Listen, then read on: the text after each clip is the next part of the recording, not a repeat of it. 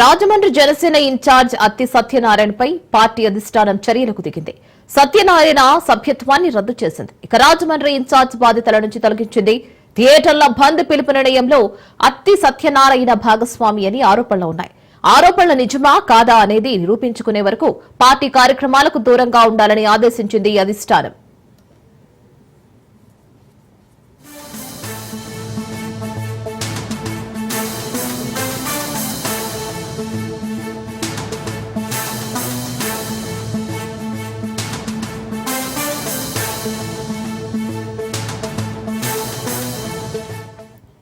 Rajahmundry Janasena incharge అత్తి సత్యనారాయణపై party అధిష్టానం చర్యలకు దిగింది.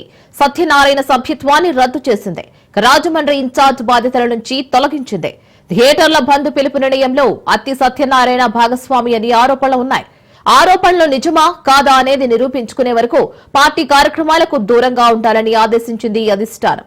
దీనికి సంబంధించి మరింత సమాచారం మా ప్రతినిధి మోహన్ అందిస్తారు. మోహన్,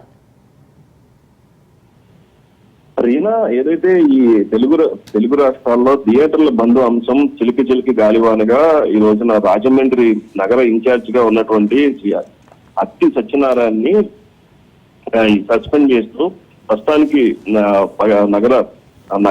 నగర నియోజకవర్గ ఇన్ఛార్జ్ బాధ్యతల నుంచి తొలగిస్తున్నామని చెప్పేసి వేములపాటి అజయ్, ఏదైతే ఈ జనసేన నాయకుడు వేములపాటి అజయ్ కుమార్ ఇప్పుడు ప్రకటన విడుదల చేశారు. ఈ నేపథ్యంలో ఏదైతే థియేటర్ల బంద్ పిలుపు నిర్ణయంతో మీరు ఏదైతే భాగస్వాములని ఏదైతే మీపై తీవ్రమైన ఆరోపణలు వచ్చినందున జనసేన పార్టీలోని మీ సభ్యత్వాన్ని రద్దు చేయడంతో పాటు ఏదైతే మిమ్మల్ని పార్టీ రాజమండ్రి నగర నియోజకవర్గ ఇన్ఛార్జ్ బాధ్యత నుంచి కూడా తొలగిస్తున్నాము, మీపై వచ్చిన ఆరోపణలు సత్యమా అసత్యమా అని మీరు నిరూపించుకునే వరకు కూడా మీరు పార్టీ కార్యక్రమాలకు దూరంగా ఉండాలని ఆదేశించారు.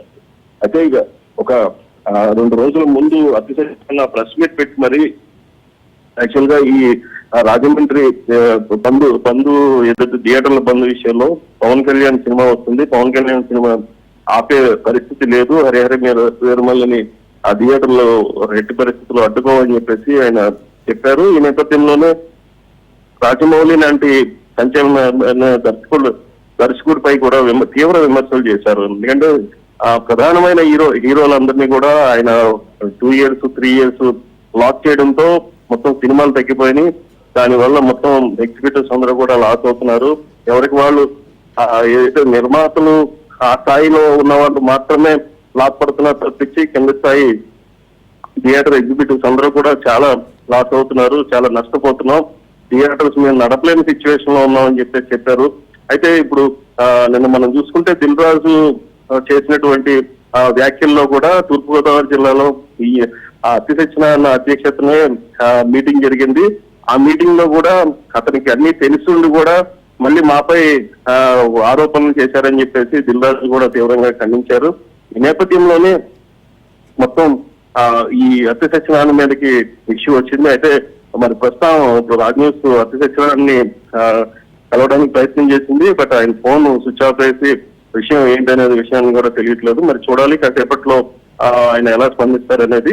ఈ నేపథ్యంలో మొత్తం జనసేనలో కూడా ఏదైతే భారీగా ఇటువంటి వ్యాఖ్యలు చేసేటటువంటి వారు అందరూ కూడా ముందుగా గ్రహించాలి, క్రమశిక్షణ చర్యలకు తీసుకుంటామని చెప్పేసి పార్టీ ఒక రకంగా ఇండైరెక్ట్ గా వార్నింగ్ అయితే ఇస్తుంది. ఈ నేపథ్యంలోనే మొత్తం అందరూ కూడా పార్టీ క్రమశిక్షణకి లోబడి వ్యవహరించాలి. ఇదంతా కూడా ఎక్కడ కూడా ఎవరు బహిరంగంగా స్పందించొద్దని చెప్పేసి మరొకసారి జనసేన పార్టీ చెప్పింది. Right Mohan, thank you for the updates.